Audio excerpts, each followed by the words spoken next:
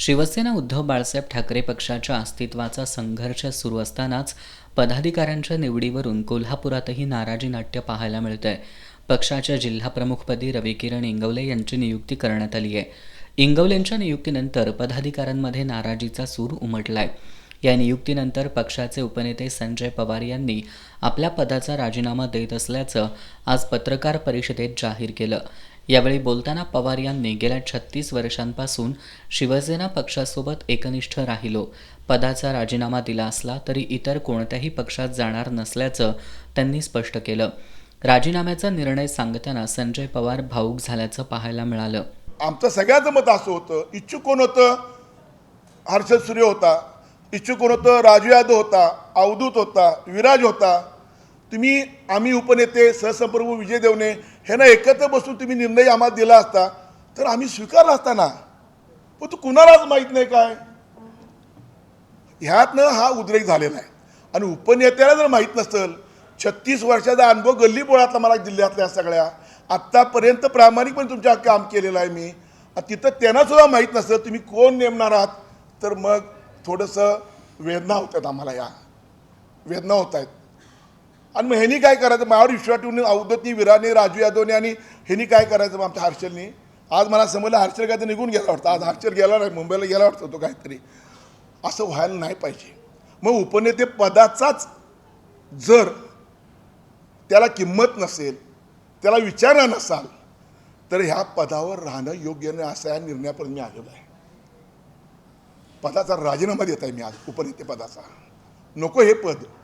एक सर्वसामान्य शिवसैनिक म्हणून कायम उद्धव बाळासाहेब ठाकरे ह्या पक्षावर सक्रिय राहण्याचा मी निर्णय घेतला आहे.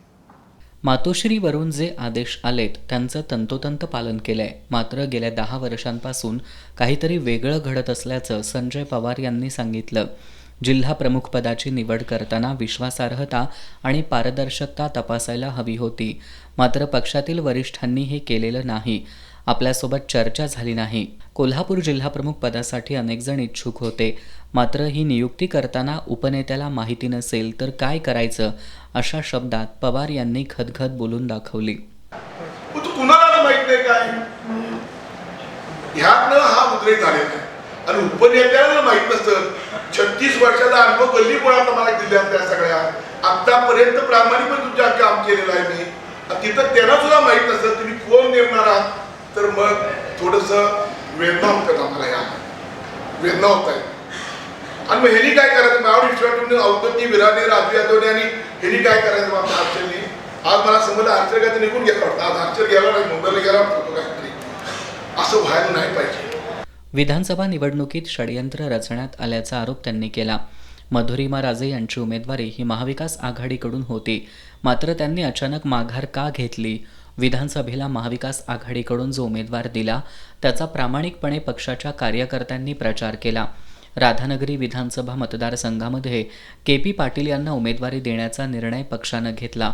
मात्र त्यांनी पुन्हा एकदा कोलांटी उडी मारत अजित पवारांच्या राष्ट्रवादीमध्ये प्रवेश केला.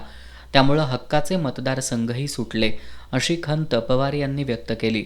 हर्षल सुर्वे यांनी शहराध्यक्ष पदाचा राजीनामा दिल्यानंतर शिवसेना उपनेते संजय पवार यांनीही पदाचा राजीनामा दिल्यानं कोल्हापुरात ठाकरे यांच्या सेनेला मोठा धक्का बसलाय.